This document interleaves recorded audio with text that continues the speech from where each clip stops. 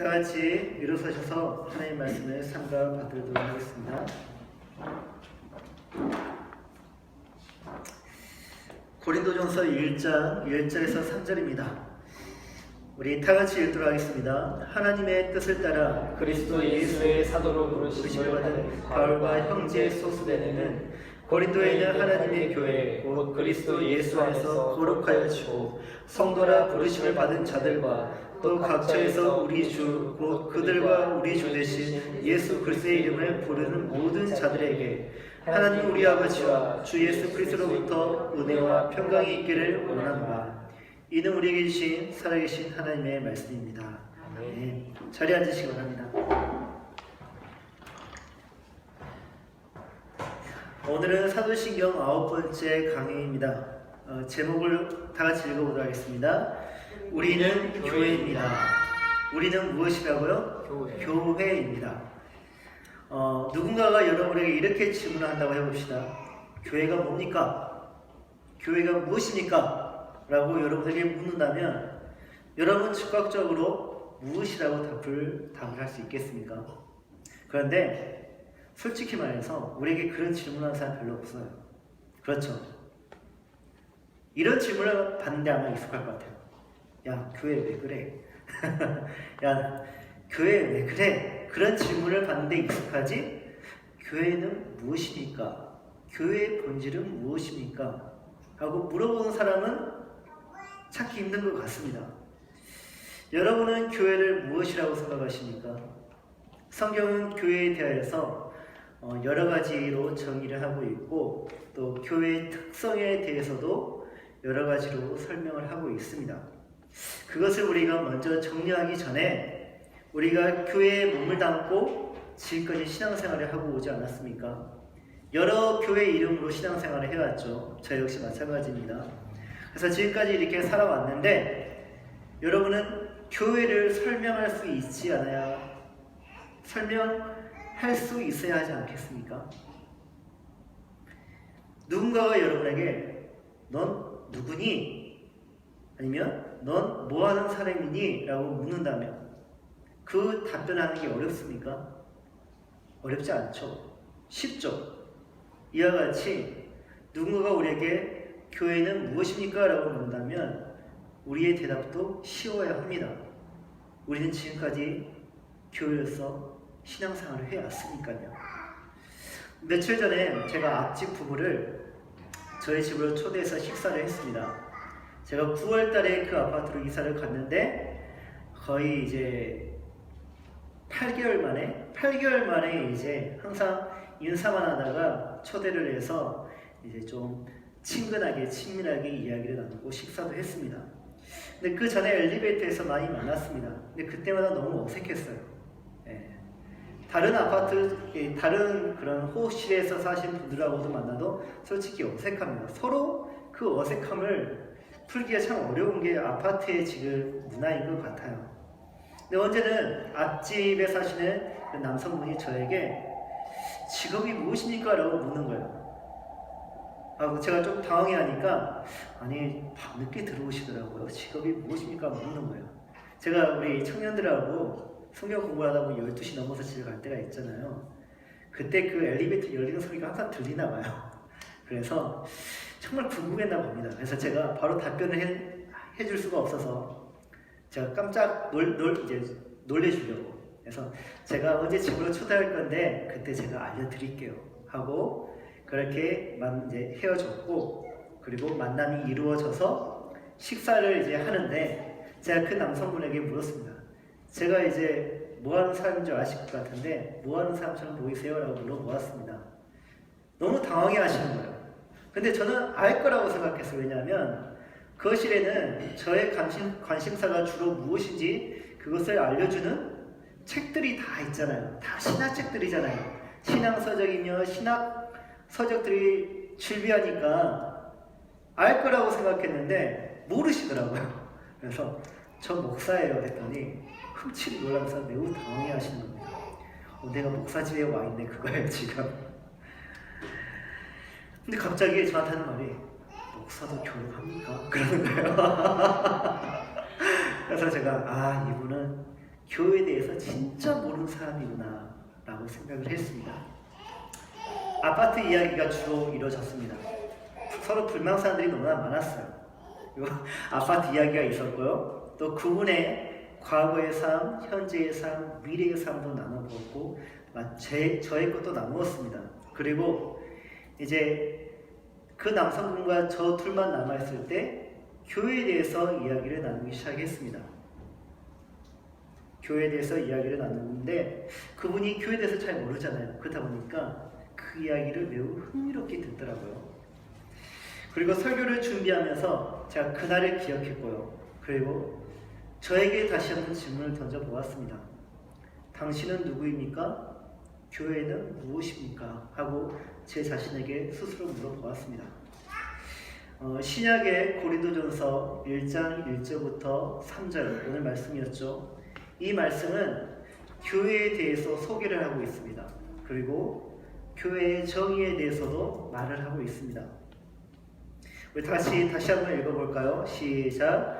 하나님의 뜻을 따라 그리스도 예수의 사도로 부르심을 받은 바울과 형제 소스데는 고린도에 있는 하나님의 교회 곧 그리스도 예수 안에서 거룩하여지고 성도라 부르심을 받은 자들과 또 각처에서 우리 주 곧 그들과 우리 주 되신 예수 그리스도의 이름을 부르는 모든 자들에게 여기까지. 우리는 이 부분을 통해서 바울이 교회를 정의하고 있는데 세 가지로 정의하고 있는 것을 볼 수가 있습니다. 첫 번째는 무엇입니까? 하나님의 교회. 교회는 누구의 교회다? 하나님의 교회다. 두 번째는 그리스도 예수 안에서 거룩하여지고 성도라 부르심을 받은 자들. 이게 바로 교회라는 것이에요. 세 번째는 각처에서 우리의 주, 곧 그들과 우리의 주 되신 예수 그리스도의 이름을 부르는 모든 자들. 이 자들이 바로 교회라는 것입니다. 이를 통해서 우리는 교회에 대한 오해를 몇 가지 풀 수가 있는데, 첫째, 교회는 건물이 아니다. 또 교회는 제도도 아니다. 교회는 사람들의 모임이다라는 것이에요. 예수 그리스도 안에서 거룩하여지고 거룩하여진 성도들의 모임이 바로 교회라는 것이에요.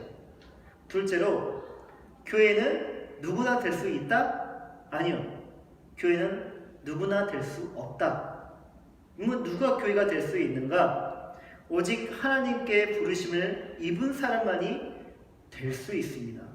다시 말해서 어떤 사람이 교회에 몸을 담고 교회에서 어떤 일을 하고 있다 할지라도 그 사람이 하나님의 부르심을 받은 사람이 아니라면 그 사람은 교회가 아니라는 것이에요.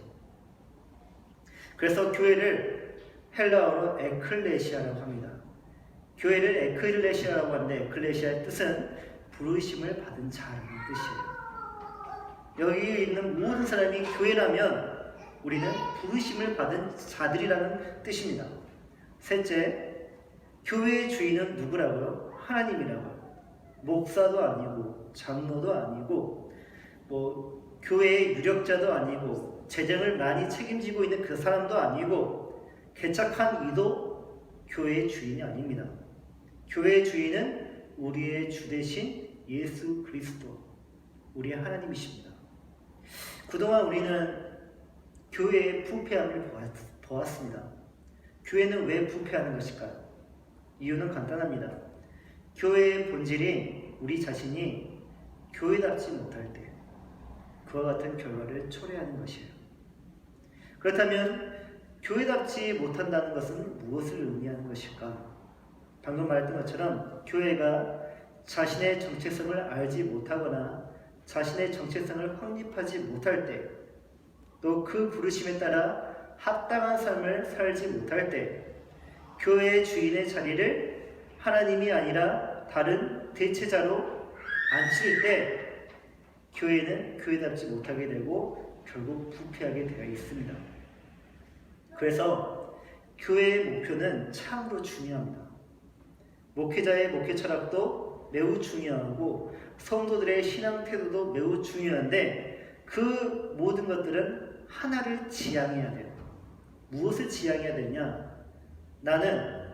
우리는 교회입니다. 이것을 한 목소리로 낼 줄 알아야 되고 이것을 지향하면서 살 줄 알아야 됩니다. 그러나 교회가 다른 목표를 지향을 하고 또 그것을 보고 쫓게 되면 이 본질적인 과제에 대해서 소홀해지게 되고 우리 모두가 교회가 아닌 그 중에서 몇 사람만이 교회로 이루어진 것을 볼 수가 있어요. 여기 있는 사람이 모두가 교회가 되어야 할 것인데 서로 다른 목표를 가지고 교회의 몸을 담고 있으면 우리는 이 중에 소수만이 교회라는 것을 보게 됩니다. 여전히 한국 교회는 다수이죠. 많이 그 교세가 줄었다고 하지만 한국 교회는 여전히 대한민국 안에서 다수입니다. 그런데도 왜 선한 영향력으로 칭찬을 받지 못하는 것일까요? 왜 연이어서 비판을 받는 것일까요? 그것은 교회의 목표가 잘못 설정이 되었다는 것이죠. 그것은 목회자의 책임입니다. 뿐만 아니라 성도의 책임입니다. 다시 말해 그것은 하나님의 부르심대로 살기를 거부한 우리의 책임입니다. 이 세상에는 국가가 있고 그리고 세계 기구가 있고 종교 같은 것들이 있습니다. 아주 큰 공동체가 있어요. 이렇게 크고 여러 공동체가 있는데 각 공동체마다 공동체의 본질을 잘 드러내는 특징들이 있죠. 가령 대한민국은 국가로서 어떤 특징을 가지고 있습니까? 여러 특징들을 가지고 있지만 가장 중요한 특징을 말한다면 바로 헌법 1조에 그 특징들이 담겨져 있습니다. 헌법 1조 1항과 2항에는 이런 내용이 담겨져 있습니다. 대한민국은 민주공화국이다. 대한민국의 주권은 국민에게 있고 모든 권력은 국민으로부터 나온다. 여기에 대한민국의 국가로서의 세 가지 특징이 있습니다. 우선 첫째, 대한민국은 민주공화국. 이 특징이 하나 있고 두 번째는 모든 주권은 누구에게 있다? 국민에게 있다는 두 번째 특징이 있고 세 번째 특징은 모든 권력은 누구로부터 나온다? 국민으로부터 나온다. 이게 대한민국을 잘 드러내는 특징이라는 것이에요. 그렇다면 교회도 특징이 있겠죠. 교회도 교회의 본질을 잘 드러내는 특징들이 있을 것인데 사도신경은 그 교회의 특징을 이렇게 말을 하고 있습니다. 거룩한 공예화. 이게 바로 교회의 특징이라는 것이에요. 이 거룩한 공예화라는 이 두 마디에서 우리는 교회의 특징 두 개를 찾을 수가 있는데 하나는 교회는 거룩하다. 그리고 교회는 보편적이다. 라는 두 가지 특징을 가지고 있습니다. 그런데 이 두 가지 특징으로는 교회의 본질을 전부를 설명하기가 매우 애매합니다. 그래서 355년 니케아 공회에서 이 신앙 고백을 좀 더 늘렸고 그리고 381년 콘스탄티노플 공회에서 니케아 공회에 있던 부족한 내용들을 다시 한번 수정해서 신앙 고백, 교회에 대한 신앙 고백 내용을 완성시킵니다. 이것을 니케아 콘스탄티노플 신경이라고 하는데 교회에 대한 신앙 고백 내용이 바로 이것입니다. 우리는 하나이고 거룩하며 보편적이고 사도적인 교회를 믿습니다. 네 가지 특징이 나오죠. 교회에 대해서. 하나, 이거는 바로 통일성을 의미하고요. 거룩성, 보편성, 사도성. 이렇게 네 가지 특성이 바로 교회의 본질을 드러내는 특성이라는 것이죠. 그런데 우리는 교회의 특성은 이렇게 네 가지가 있구나라고 이것을 외우고 끝난다면 우리는 솔직히 말해서 애매모호하게 살게 돼요. 좀 더 구체적으로 이 네 가지 특성이 무엇인지 바른 이해를 가질 필요가 있고 우리 신앙생활에 적용할 필요가 있습니다. 그렇다면 교회의 첫 번째 특징인 통일성, 바로 하나됨은 과연 무엇일까? 통일성이란 교회는 누구와 연합되어 있습니까? 그리스도와 연합되어 있죠. 그러므로 그리스도 안에서 우리 모두는 하나라는 것이에요. 그래서 교회의 본질이 하나이기에 세상에서 이 하나됨을 우리는 힘써 지켜야 합니다. 초대교회부터 쭉 역사를 돌이켜보면 교회는 이 하나됨을 지키기 위해서 정말 부단히 일을 썼습니다. 내부에서는 어떤 존재들이 교회의 하나됨을 파괴하려고 했습니까? 이단들이죠. 이단들이 적그리스도가 교회의 하나됨을 파괴시키려고 노력을 했고, 외부적으로는 세상 정부가 또 세상 사람들이 교회의 하나됨을 파괴시키고자 얼마나 많은 박해와 핍박을 했는지 모릅니다. 그럼에도 불구하고 교회는 하나의 신앙을 일치시키면서 믿음을 굳건히 지키고 교회의 하나됨을 지켰는데, 문제는 교회가 역사 속에서 신학의 차이와 문화의 차이와 또 정치적인 문제, 또 역사적인 그런 문제로 인하여서 동방교회와 서방교회로 나뉘게 되었습니다. 그뿐입니까? 16세기 정교개혁 때죠. 정교개혁 때는 이 서방교회가 또 나뉘게 되었습니다. 어떻게요? 소위 구교와 신교. 구교는 우리가 알고 있는 카톨릭이고 신교는 개신교를 의미하겠죠. 근데 여기서 끝나지 않고 개신교는 또 나뉘게 되었습니다. 루터파, 개혁파, 그리고 성공회. 성공회는 영국 국교, 영국 성공회를 의미합니다. 영국 성공회 같은 경우는 또 나뉘게 되었습니다. 그 안에서 감리교가 분열되어서 나왔고, 감리교 안에서는 또 구세군이라는 교파가 또 분리되어 나왔습니다. 개혁파는 어떻습니까? 개혁파는 이루 말할 수 없을 정도로 분열의 결과를 가졌고, 이 대한민국에 있는 대한예수교 장로회만 해도 얼마나 많은 교단이 있는지 모릅니다. 근데 안타까운 것은 이런 대부분의 분열이 하나님의 말씀에 대한 교리의 차이로 그런 분열이 이루어진 것은 몇 개 안 된다는 것이에요. 대부분의 분열은 지역적인 이유로, 정치적인 이유로 분열된 경우가 많다는 게 사실입니다. 오늘날 교회는 통일성을 강조하고 있지 않습니다. 오히려 개교의 중심적인 사고방식이 교회 안에서 지배적이고, 교회 간 이동이 잦은 것은 부인할 수 없는 사실입니다. 그 결과 교회 간에 시비가 있습니다. 경쟁이 있고요. 교회 안에 성과주의가 있고 성공주의가 있습니다. 교회의 원동력이 성과주의이고 성공주의입니다. 교회를 움직이는 그 원동력이 하나님의 말씀이 아니라 하나님이 주신 비전이 아니라 성과주의, 성공주의라는 게 매우 안타까운 현실입니다. 어느 교파, 어느 지역 교회이건 이단이 아닌 전통 교회라면 교회는 하나인 교회여야 하는데, 하나인 교회를 위해서 애써 노력하는 교회가 적다는 것이 안타까운 현실입니다.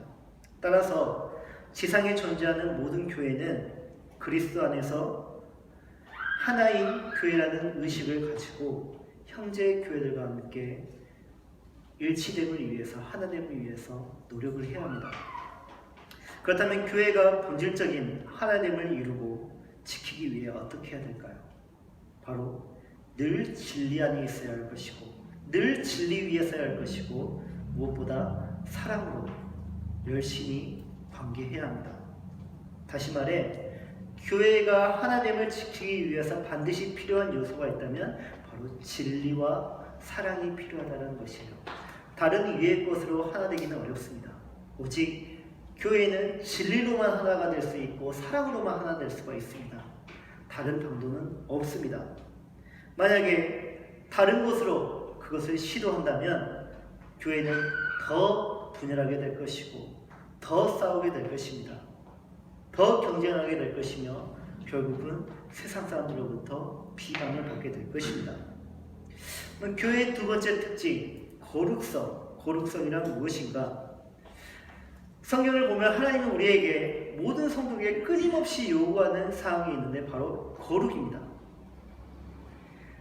베드로전서 1장 16절에 기록되었을 때 내가 거룩하니 너희도 거룩할지어다 하셨느니라 하고 베드로가 모든 성도들에게 거룩을 요구하고 있습니다. 이처럼 거룩은 하나님의 고유 속성이에요. 거룩성은 인간의 속성이 아니라 하나님의 고유 속성입니다. 거룩은 오직 하나님께서만 사용하실 수 있는 속성이에요. 그런데 하나님은 왜 그것을 우리에게 요구하시는 것일까요? 그 이유를 알기 전에 우리는 거룩이 무엇인지 알아야 할 것 같아요. 거룩은 두 가지를 말을 합니다. 첫 번째, 구별됨. 두 번째, 도덕적 탁월함. 이게 바로 거룩이에요. 그래서 하나님은 창조주로서 피조물과 구별이 되시죠. 그리고 하나님은 선악을 구분하시는 절대자로서 도덕적으로 완전하시며 탁월한 분이십니다. 거룩한 하나님은 우리를 그 거룩의 상태로 이끄시기를 정말 원하십니다. 그럼 어떻게 하나님은 우리를 거룩으로 이끄셨을까? 말씀을 보면 하나님의 거룩이 시간 위에 덮여지고 사물 위에 덮여지고 사람 위에 덮여지는 것을 그렇게 작용하는 것을 볼 수가 있는데, 예를 들어서 하나님을 예배하기 위해서 하나님은 무엇을 지정해 주셨습니까? 거룩한 날, 바로 성일, 성일에 성회로 모이라고 하나님은 당신의 백성에게 요구하십니다. 또한 하나님을 예배하기 위해 세운 건축물을 무엇이라고 합니까? 성전. 그리고 하나님을 섬기기 위해 구별된 사람을 무엇이라고 부릅니까? 성도. 이렇게 홀리, 거룩을 붙여서 하나님은 우리에게 거룩으로 이끄셨어요. 그러므로 교회가 하나님을 섬기기 위해 구별된 자로 살아갈 때, 성도로 살아갈 때 그 사람을 거룩하다라고 말을 할 수 있는 것이고, 그 사람들이 모인 교회를 거룩한 교회라고 말을 할 수 있는 것입니다. 그런데 성도가, 교회가 하나님을 섬기지 않고 하나님 이의 것을 섬기고 숭배하고 오히려 그것을 찬양하고 칭찬하며 의지하고 자랑할 때 과연 그것이 우리 사람을 거룩하게 만들 수 있을까요? 우리는 거룩해지려고 노력합니다. 어떻게 거룩해지려고 노력합니까? 어떤 사람들과 구분되기를 원합니다. 구별되어지기를 원합니다. 그렇게 해서 생긴 것이 신분이라는 것이죠. 신분은 과거에만 있습니까? 요즘에도 있습니다. 이 대한민국에도 신분이 있습니다. 무엇으로 그 신분이 결정이 납니까? 바로 돈입니다. 돈으로 신분이 결정이 나요. 그래서 사람들은 돈을 많이 가짐으로써, 축적함으로써 자신을 거룩하게 만들려고 노력합니다. 그러나 하나님은 말씀하십니다. 그걸로는 절대 사람이 거룩해질 수 없다. 두 번째, 교회가 그 몸을 성령의 전으로 온전히 내어드릴 때 교회는 거룩해질 수 있습니다. 교회 안에 정치적인 모임이 있습니다. 교회 안에 취미 모임이 있고 봉사 모임이 있고 상거래 모임이 있어요. 근데 교회 안에서 이것이 성행하면 과연 그 교회가 거룩해질 수 있을까요? 주님은 그런 성전을 비난하셨고 결국에는 무너뜨려 버리셨잖아요. 절대 그런 걸로 거룩해질 수 없습니다. 오직 우리가 내 자신을 내어드릴 때, 헌금을 내어드릴 때가 아니라 내 자신을 성령의 전으로 내어드릴 때, 교회가 우리의 몸을 하나님께 내어드릴 때 우리는 거룩해질 수 있는 것입니다. 세 번째, 교회가 하나님을 영화롭게 하기 위해서 시간을 내어드릴 때 우리는 거룩해질 수 있는 것입니다. 공예배란 무엇입니까? 공예배, 하나님과 성도와의 약속이죠. 특정한 날과 특정한 시간에 하나님께 예배를 드리겠다고 우리가 하나님과 약속한 시간이 공예배이고, 또 교회 안에서 서로 지체들과 우리가 이날에 하나님께 온전히 예배드리자, 구별되어서 하나님께 예배를 드리자 하고 약속한 날이 공예배입니다. 그러나 하나님의 뜻에 맞추지 않고 내 뜻에 맞춰 예배를 드리게 되면 그 사람이 예배를 드리고 있다 할지라도 그 예배를 통해서 거룩해질 수 있을까요? 결코 그럴 수 없는 것입니다. 공예배를 지킬 줄 알아야 됩니다. 그래야 교회는 거룩해질 수 있는 것이죠. 교회의 세 번째 특징은 무엇입니까? 보편성. 보편적이라는 말은 세계적이다라는 뜻이고, 좀 더 확장된 의미로서는 우주적이라는 뜻이에요. 그래서 교회를 공교회라고 합니다. 공교회. 언어적으로 말을 하자면 카톨릭 처치예요. 이게 카톨릭이라는 말이 보편적이라는 뜻입니다. 그런데 구교와 신교가 나뉘면서 개신교는 카톨릭이라는 단어를 쓰지 않고 그것을 대체하여서 유니버셜이라는 단어를 씁니다. 유니버셜 처치, 우주적 교회, 보편적인 교회, 세계적인 교회. 교회는 왜 보편적일까요? 그 이유는 교회가 모든 장소를 초월하기 때문이에요. 뿐만 아니라 교회가 모든 시대를 초월하고 모든 인류와 모든 계층을 초월하기 때문에 교회는 보편적입니다. 그러므로 교회는 다양한 사람들이 더 많이 함께 모여 있을수록 교회의 보편성을 잘 드러내는 건강한 교회예요. 그렇다 하여 어느 특정인으로 구성된 교회가 보편적인 교회가 아니라는 말은 아닙니다. 특수한 상황이 있기 때문이죠. 예를 들어서 군인들만이 모여있는 교회가 있습니다. 특수한 상황 때문에 그렇잖아요. 또 성교회가 그런 예가 있고 또 이민자, 이주자 교회가 한인교회가 바로 그러한 예입니다. 그러면 교회의 보편성을 해치는 것은 과연 무엇일까? 바로 차별입니다. 세상에는 차별이 있죠. 인종에 대한 차별이 있고 성에 대한 차별이 있고 지역의 차별이 있고 학벌 등의 차별이 있습니다. 차별을 하고 그에 따라 대우를 달리합니다. 그러나 교회는 세상과 달라야 돼요. 교회는 그리스도 안에서 모든 사람을 동등하게 생각하고 동등하게 대우할 줄 알아야 됩니다. 소위 부자, 권력자, 높은 지위에 있는 사람들, 그 사람들을 상석에 앉혀야 되는 그런 일은 없어야 할 것입니다. 그 사람들을 좀 더 우러러보고 의지해야 되고 그 사람들에게 중직자의 역할을 주는 것은 있어서는 안 됩니다. 교회는 보편적이어야 합니다. 또 교회는 누가 오는 것을 기뻐하고 누가 오는 것을 싫어해서는 안 됩니다. 거기가 나와 다른 정치관을 가지고 있고 나와 다른 세계관을 가지고 있고 나와 다른 지역을 가지고 또 나와 안 좋은 관계에 있는 사람이라 할지라도 그 사람의 교회를 떠나기를 안 오기를 바라는 그런 마음은 절대 가져서는 안 됩니다. 그러므로 교회는 항상 열려 있어야 하는데 그것이 내게 어려울지라도 교회 나는 하나님의 뜻에 따라 그것을 믿고 그 믿음에 따라 행동할 줄 알아야 돼요.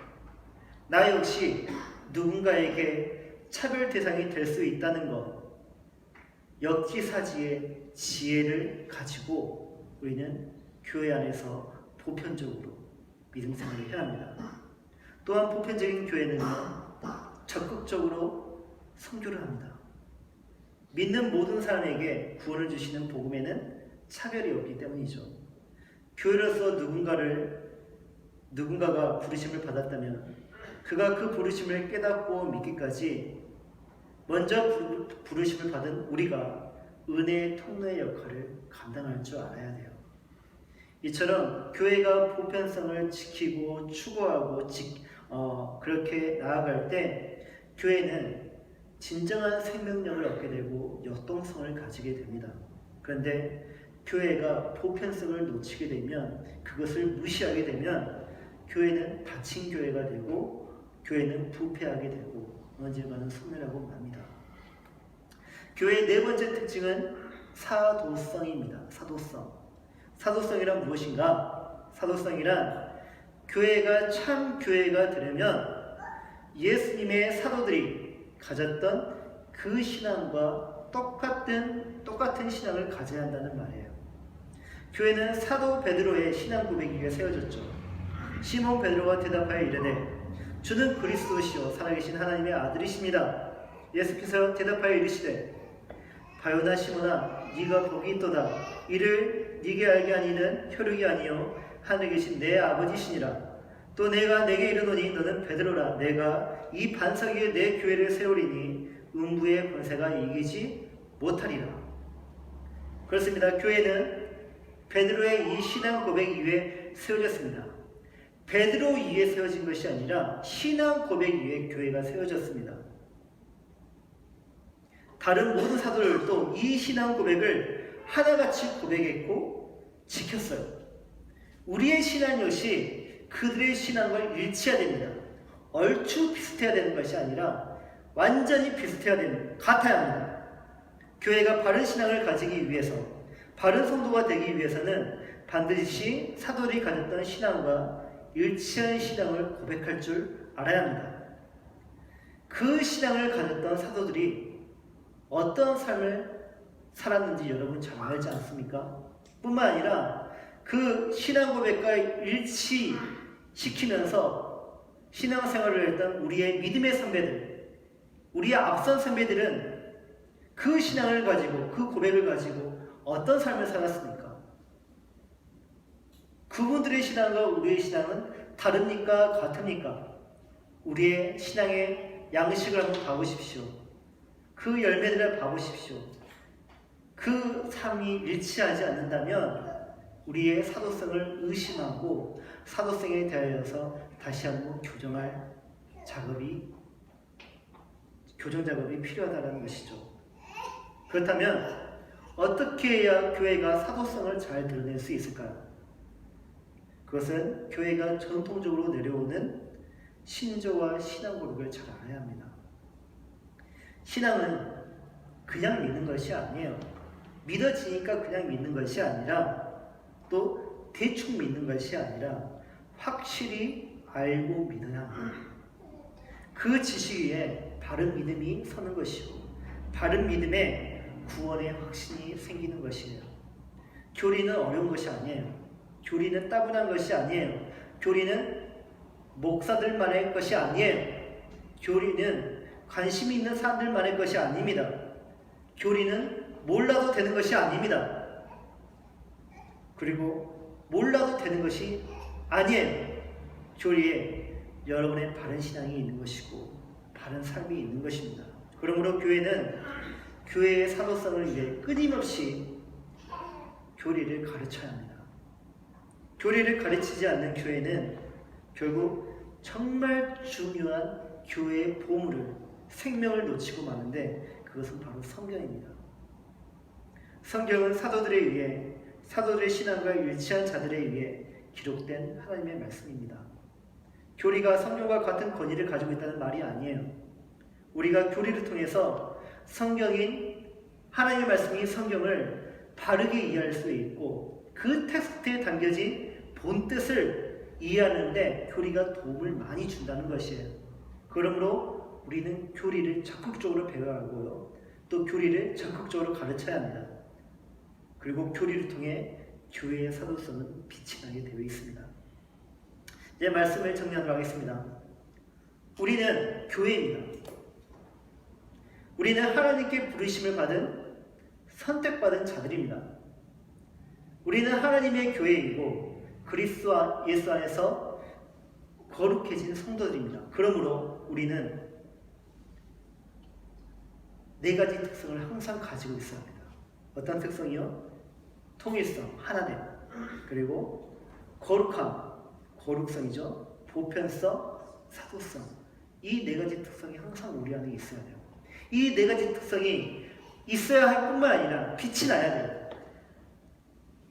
이 중 하나라도 소홀히 하거나 무시하면 교회는 곧바로 위기에 처하게 됩니다.